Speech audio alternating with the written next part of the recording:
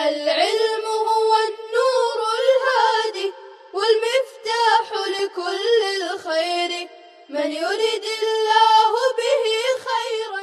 بسم الله الرحمن الرحيم. وعن أبي هريرة رضي الله عنه قال قال رسول الله صلى الله عليه وسلم لا تقوم الساعة حتى تنفي المدينة شرارها كما ينفي الكير خبث الحديد. رواہ مسلم. مشکات شریف کا یہ درس ہے. مدینہ منورہ کی فضیلت کا باب چل رہا ہے. اسی کے حوالے سے حضرت ابو ہریرہ رضی اللہ عنہ کی یہ حدیث ہے. وعن ابی ہریرہ رضی اللہ عنہ قال. حضرت ابو ہریرہ رضی اللہ عنہ سے منقول ہے. ابو ہریرہ کا نام عبد الرحمن بن صخر ہے اور آپ مکثرین صحابہ میں سے ہیں. کہتے ہیں قال رسول اللہ صلی اللہ علیہ وسلم، حضور اکرم صلی اللہ علیہ وسلم نے ارشاد فرمایا لا تقوم الساعۃ، قیامت قائم نہیں ہوگی، حتی تنفی المدینۃ شرارہا، جب تک کہ مدینہ منورہ دور نہ کر دے اپنے باشندوں میں سے شریر لوگوں کو. شریر جمع شرار. مدینے سے جب تک شریر لوگ باہر نہیں نکل جائیں گے جب تک قیامت قائم نہیں ہوگی. کما ینفی الکیر خبث الحدید، جیسا کہ بھٹی دور کر دیتی ہے لوہے کے میل کچیل کو. لوہے کے میل کچیل کو بھٹی میں ڈالیے تو وہ سب ختم ہو جاتی ہے، میل ختم ہو جاتا ہے، گندگی ختم ہو جاتی ہے.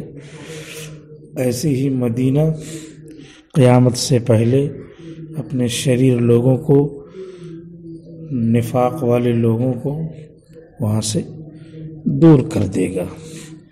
یہ اللہ کے رسول کا معجزہ ہے جو آپ کے بعد بھی باقی ہے. مدینہ قیامت سے پہلے ایسے لوگوں کو ضرور دور کر دے گا. اس میں نام بدل کر چپکے سے جا کے آباد ہو جائیں، لیکن ایسی حالت اللہ تعالیٰ پیدا کرے گا جس سے مدینے سے وہ باہر چلے جائیں گے. اگلی حدیث ہے مدینے کی فضیلت میں. وعنہ قال، حضرت ابو ہریرہ رضی اللہ عنہ سے منقول ہے. کہتے ہیں قال رسول اللہ صلی اللہ علیہ وسلم، اللہ کے رسول حضرت محمد صلی اللہ علیہ وسلم کا ارشاد ہے علی انقاب المدینۃ ملائکۃ، مدینے کے رستوں پر فرشتے مقرر رہیں گے. مقرر ہیں ابھی بھی اور مقرر رہیں گے. کب؟ جب ایسا کچھ ہوگا کہ طاعون کی بیماری پھیلے یا دجال پیدا ہو جائے تو داخل نہیں ہونے دیں گے. لا يدخلها الطاعون، طاعون مدینے میں داخل نہیں ہوگا. لا يدخل کا فاعل ہے الطاعون، ہاں مرجع ہے، المدینہ اس کا مرجع ہے. انقاب راستے، مدینے کے راستے، مدینے کے راستوں پہ فرشتے ہیں. ابھی طاعون کی وبا پھیل جائے تو فرشتے اللہ کے حکم سے طاعون کو اندر نہیں جانے دیں گے، طاعون کو روک لیں گے. کیسے فرشتے روک لیں گے طاعون کو؟ فرشتے بھی معنوی ہیں، نظر نہیں آتے ہیں. طاعون بھی معنوی ہے، نظر نہیں آتا ہے. فرشتوں کے بھی جسم ہے، طاعون کا بھی جسم ہے. فرشتوں کا جسم کیسے ہے؟ فرشتوں کے جسم کو مجردات کہتے ہیں، ایسا جسم جو بنا ہو جس میں مقدار نہ ہو اور مادہ نہ ہو، اس کو کہتے ہیں ایسے جسم کو مجردات۔ طاعون بھی مجردات میں سے ہے، جس میں مادہ نہیں ہے، مقدار نہیں ہے، اسی لیے یہ سب نظر نہیں آتی، تو یہ ایسے جسم کو مجردات کہتے ہیں۔ لا يدخلها الطاعون، تو مجرد یہ بھی دونوں ہم جنس ہیں، تو روک لیں گے۔ معنویات کا تعلق معنویات سے ہوتا ہے، اور اس کو روکتے رہیں گے۔ ابھی روشنی آ رہی ہے، وہاں سے چلی ہے سورج سے لے کے یہاں تک، تو بیچ میں کیا ہے؟ بیچ میں بھی تو روشنی کا جسم ہے جو یہاں تک آ رہا ہے، لیکن ہم ایسے ہاتھ کر رہے ہیں تب بھی روشنی کو کچھ نہیں پتہ چل رہا ہے۔ تو یہ جسم ہے مادے والا، مادیات والا، اور وہ معنویات والا۔ تو معنویات والا جو جسم ہے اس کو مجردات کہتے ہیں۔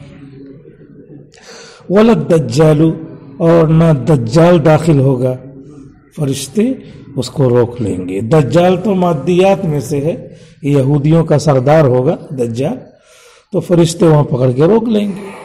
جیسے کہ فرشتے بہت سارا کام کرتے ہیں اللہ کے حکم سے، جنگوں میں لڑتے ہیں، مسلمانوں کی مدد کرتے ہیں، اور جو ہے ہر وقت مسلمانوں کے ساتھ رہتے ہیں۔ ان الذين قالوا ربنا الله ثم استقاموا تتنزل عليهم الملائكة، فرشتے اترتے ہیں ان پر، پتہ نہیں چل رہا کدھر ہے لیکن اترتے ہیں۔ تتنزل عليهم الملائكة الا تخافوا ولا تحزنوا، وہ کہتے رہتے ہیں کہ خوف نہ کھاؤ اور غمزدہ نہ ہو۔ ابھی حالات جو چل رہے ہیں، ان حالات میں سکون کیسے آتا ہے؟ اللہ کو یاد کرو تو اللہ تعالیٰ ان فرشتوں کو نازل کرتے ہیں۔ تتنزل علیہم الملائکۃ الا تخافوا ولا تحزنوا، خوف نہ کھاؤ اور غم نہ کھاؤ، غم نہ کرو۔ کیوں؟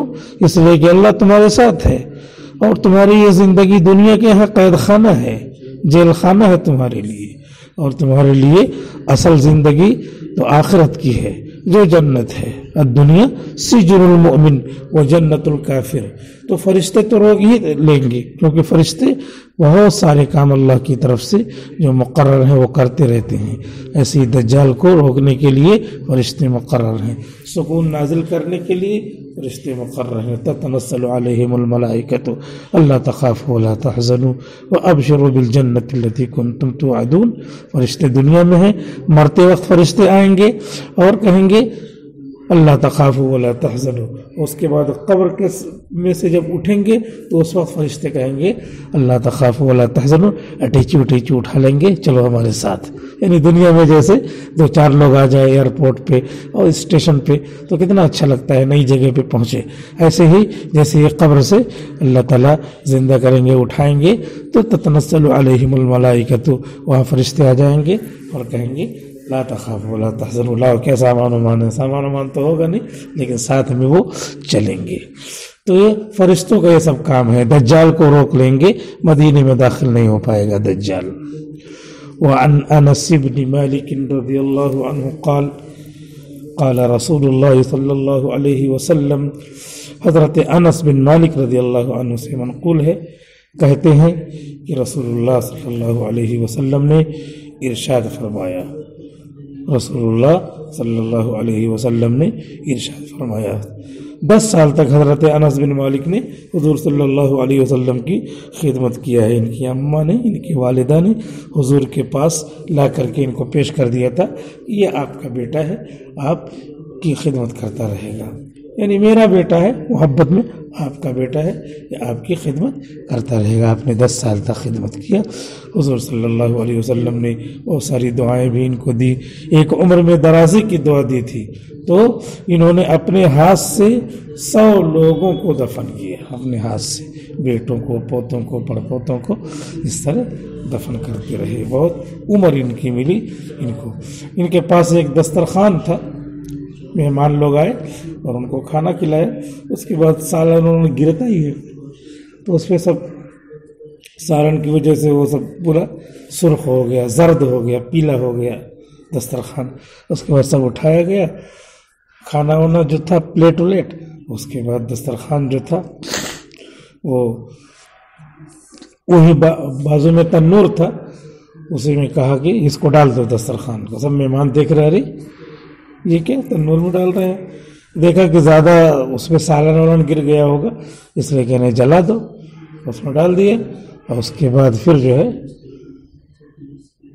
دیکھ رہے ہیں دسترخوان تو ویسے ہی ہے. اس کے بعد وہاں سے نکال لیا تو پورا دسترخوان صاف ہو گیا. یعنی آگ نے کیا کر دیا؟ پانی کا کام کر دیا. آگ پانی کا کام کرنے والی ہے. یہاں پہ آگ جلا نہیں رہی ہے، پانی کا کام کر رہی ہے. تو حضرت انس سے لوگوں نے پوچھا تو کہا کہ اس دسترخوان سے اللہ کے رسول نے اپنا چہرہ مبارک صاف کیا ہے، آپ نے ہاتھ صاف کیا ہے. تو یہ کپڑا، یہ دسترخوان کا کپڑا آپ کے ہاتھ سے، آپ کے لب مبارک سے، آپ کے چہرے مبارک سے مس ہوا ہے، لہذا اس کو دنیا کی آگ نہیں جلا سکتی. تو جب آپ کے چہرے مبارک سے مس شے کو دنیا کی آگ نہیں جلا سکتی، تو آپ کی سنت اگر کسی سے وابستہ ہو جائے تو اس کو بھی آخرت کی آگ یعنی جہنم کی آگ نہیں جلا سکتی. یہ معنوی ہے تو وہ بھی معنوی ہے، جو ابھی فی الحال معنوی پھر مادی کی شکل میں نظر آئے گی، وہ آگ وہ نہیں جلا سکتی. قال رسول اللہ صلی اللہ علیہ وسلم، رسول اللہ صلی اللہ علیہ وسلم نے ارشاد فرمایا، لیس من بلد الا سیطؤہ الدجال، کوئی شہر نہیں بچے گا جس میں دجال نہ آئے، جس کو دجال نہ رودے. وطأ یطأ، وطأن رودنا.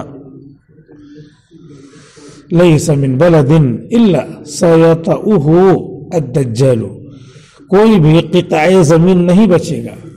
بلدن کے لغوی معنی القطعۃ من الارض، کوئی بھی شہر نہیں بچے گا، علاقہ نہیں بچے گا جہاں پہ دجال نہ آئے. عقل قوہ بھی آئے گا، اور جہاں جہاں آپ لوگ آن لائن سبق سن رہے ہیں سب جگہ آئے گا. لیس من بلد الا سیطؤہ الدجال، یہ کوئی شہر نہیں بچے گا جہاں دجال نہ آئے، سب جگہ پہنچے گا. دو جگہ کو مستثنی کیا ہے، ایکسیپشنل پلیسز ہیں دو.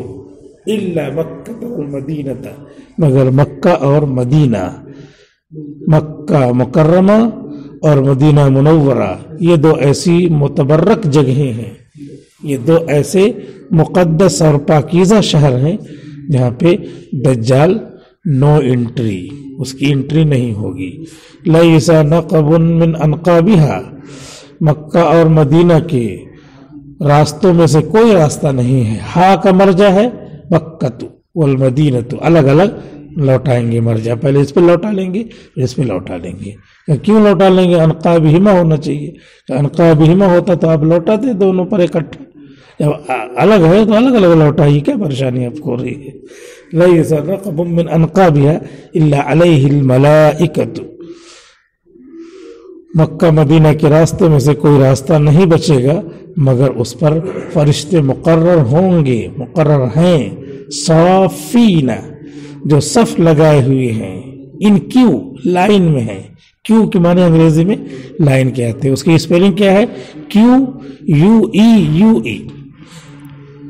تو اسی کو بچوں کو بتاتے ہیں کہ کیو یوں ہی اسپیلنگ اس کی یوں ہی. تو صافین، ان کیو لائن میں ہوں گے، صافین صف بستہ ہوں گے.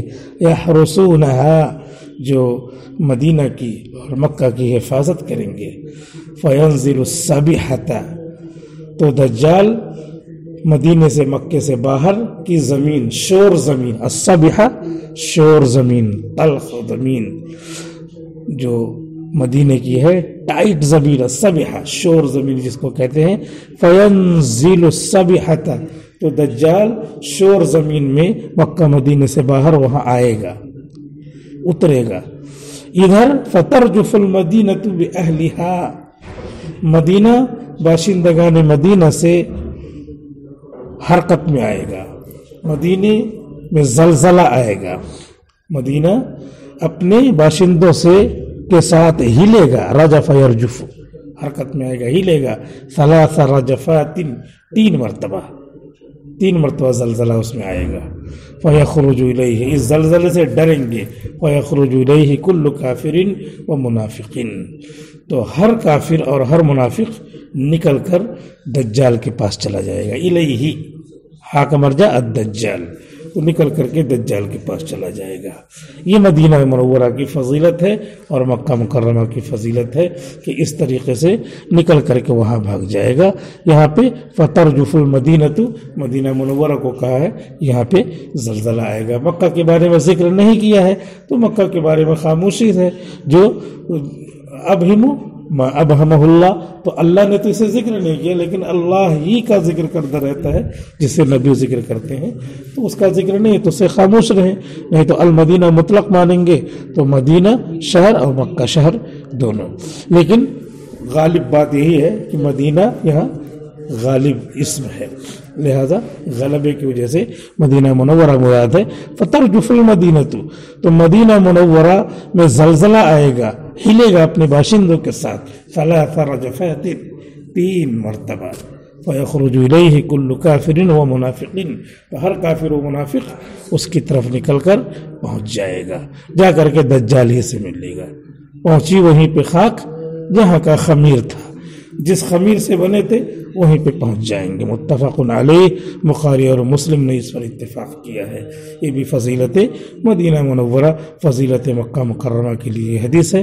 وعن سعد قال، حضرت سعد بن وقاص سے مروی ہے، کہتے ہیں رضی اللہ عنہ، قال رسول اللہ صلی اللہ علیہ وسلم، رسول اللہ صلی اللہ علیہ وسلم نے ارشاد فرمایا، لا یکید اہل المدینۃ احد، مدینے کے خلاف جو بھی سازش رچے گا، نہیں رچے گا کوئی مگر جو بھی سازش رچے گا مدینے کے خلاف، الا اماع، مگر یہ کہ وہ پگھل جائے گا، گھل جائے گا، کما ینماع الملح، جیسا کہ نمک گھل جاتا ہے پانی میں، نمک جیسے ڈال دو، کھڑا کھڑا نمک تو اب تو کم ملتا ہے، اب تو جو ہے پسا ہوا ملتا ہے دقیق، لیکن کھڑا نمک بھی بکتا ہے تھوڑا کہیں کہیں، ہماری طرف تو کھڑا ہی نمک ڈالتے تھے پہلے، ابھی جو ہے سب جگہ یہی عام ہو گیا ہے۔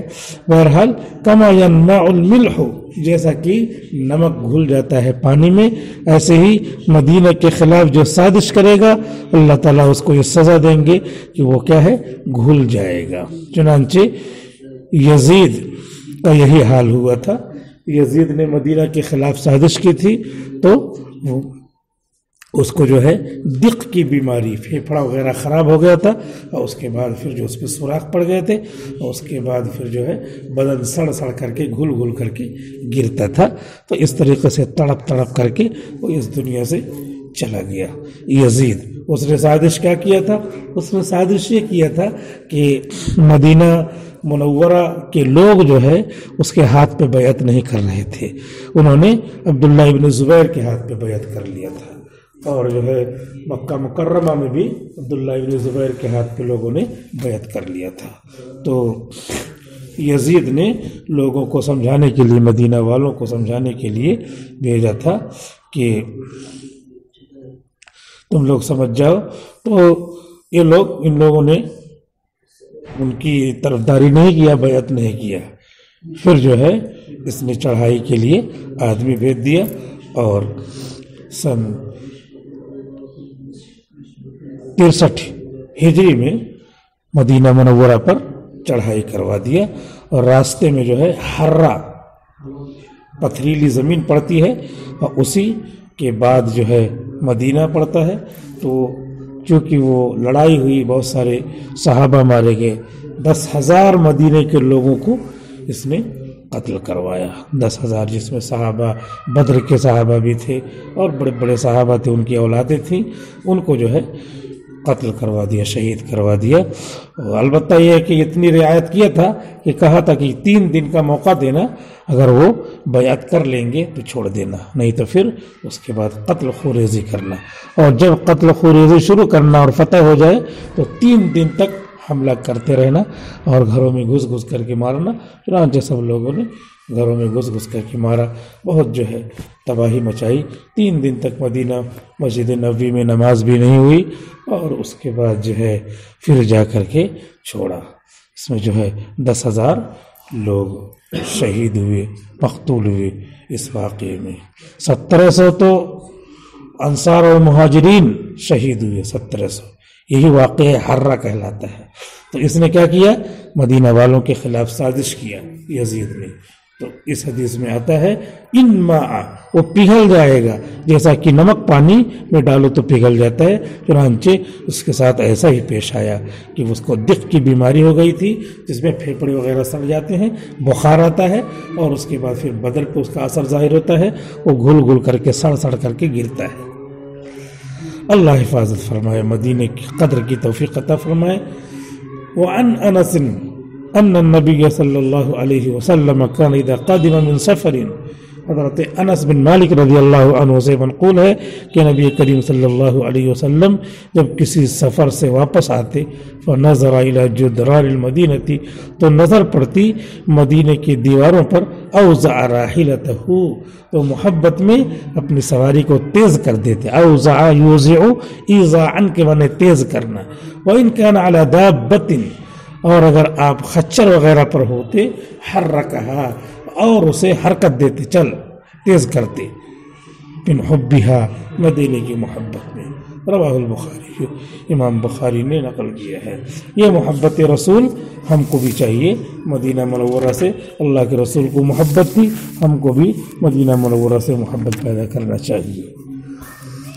وعنہ ان النبی صلی اللہ علیہ وسلم، اور حضرت انس ہی سے منقول ہے، کہتے ہیں کہ رسول اللہ صلی اللہ علیہ وسلم طلع له احد، احد آپ کے سامنے طلوع ہوا، کا مطلب یہ ہے کہ آپ کی نظر احد پہاڑ پر پڑی۔ فقال، تو آپ نے ارشاد فرمایا، هذا جبل يحبنا ونحبه، یہ ایسا پہاڑ ہے کہ ہم اس سے محبت کرتے ہیں اور یہ ہم سے محبت کرتا ہے۔ نحبہ، یحبنا ونحبہ، یہ حب جو اس کے لیے ثابت کیا ہے تو یہ حقیقی معنی میں ہے۔ مولانا منظور نعمانی فرماتے ہیں کہ اس طرح کے جو الفاظ ہیں تو سب سے پہلے اس کو حقیقی معنی پر ہی محمول کرنا چاہیے، مجازی معنی پر محمول نہیں کرنا چاہیے۔ مولانا قاسم نانوتوی رحمۃ اللہ علیہ فرماتے ہیں کہ تمام مجردات میں، تمام یہ جمادات کہنا چاہیے، جمادات میں روح ہوتی ہے، اور وہ اپنے اعتبار سے وہ روح کے متعلق کام کرتے ہیں۔ یہاں پہ جبل احد میں اس طرح کی روح ہے کہ وہ محبت کا اظہار کرتے ہیں، اور یہاں پہ حضور نے فرمایا یحبنا ونحبہ، یہ اس کے اندر روح ہونے کی دلیل ہے۔ حضور صلی اللہ علیہ وسلم جس تنے پہ خطبہ دیتے تھے اس میں روح تھی، تبھی تو وہ بچے کی طرح وہ تنا رونے لگا تھا۔ تو یہ سب حقیقی معنی پہ اس کو کیا کریں گے؟ محمول کریں گے۔ اللہم ان ابراہیم حرم مکہ، اے اللہ بے شک ابراہیم علیہ السلام نے مکہ مکرمہ کو محترم قرار دیا، یعنی آپ کے حکم سے اعلان کیا، وَإِنِّي أُحَرِّمُ مَا بَيْنَ لَابَتَيْهَا، اور میں بھی حرام قرار دیتا ہوں، حرمت کا اعلان کرتا ہوں، اس زمین کی حرمت کا اعلان کرتا ہوں جو مدینہ کے دونوں کناروں ہیں، جو سنگ سان مدینہ کے دونوں کناروں کے درمیان ہے۔ لابت سنگ سان، لابتیہا سنگ سان مدینہ، مدینہ کے جو پتھریلے علاقے ہیں، لابتن پتھریلی زمین، پتھریلا علاقہ، مدینہ کے پتھریلے علاقے کے درمیان ہے، اس کی حرمت کا میں بھی اعلان کرتا ہوں۔ تو اس سے پتہ چلا کہ مدینہ محترم ہے اور احد پہاڑ باقاعدہ محبت کرتا ہے۔ وعن سہل بن سعد قال، حضرت سہل بن سعد سے مروی ہے، کہتے ہیں قال رسول اللہ صلی اللہ علیہ وسلم، حضور نے ارشاد فرمایا، احد جبل، احد ایک ایسا پہاڑ ہے، احد جبل، احد ایک ایسا پہاڑ ہے، احد معرفہ ہے، لہذا مبتدا بن سکتا ہے. اور جبل نکرہ ہے، مبتدا معرفہ اور خبر نکرہ، تو کوئی ترکیبی اعتراض نہیں ہو سکتا. احد جبل، احد ایک ایسا پہاڑ ہے، یحبنا ونحبہ، جو ہم سے محبت کرتا ہے اور ہم اس سے محبت کرتے ہیں.